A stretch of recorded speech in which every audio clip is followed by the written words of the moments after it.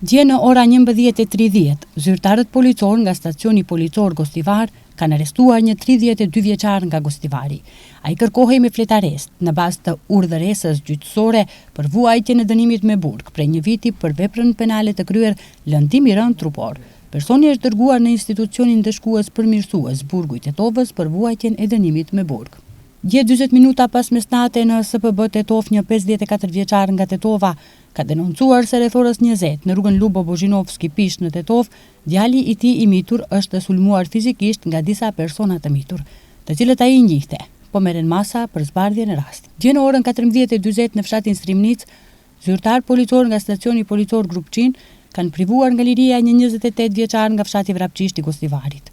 Ai është kapur duke drejtuar një automjet udhëtarësh Volkswagen Golf me targa të Tetovës pa pasur të kaluar provimin për patent shoferi, përkatësisht pa patent shoferi.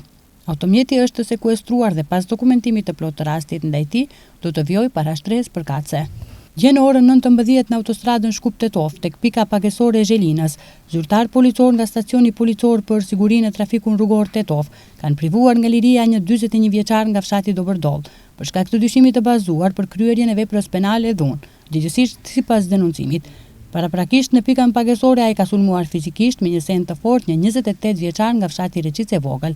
Sulmi është ndërprer nga zyrtar policor që ndodheshin në vendngjarje, pas së cilës 41 vjeçari është shoqëruar në stacionin policor dhe pas dokumentimit të plotë të rastit ndaj tij do të ngrihet para shtresë përkatëse. Pas mesnate në orën 2 në SPB Tetov, një 38 vjeçar nga Tetova, punonjës në një bastore sportive në rrugën e Ilindenit në Tetov, ka denoncuar si një person në kërcënimin e një sendi të mprehtë ka marrë paratë e qarkullimit ditor, po merren masa për gjetjen e personit dhe për zbardhjen e rastit.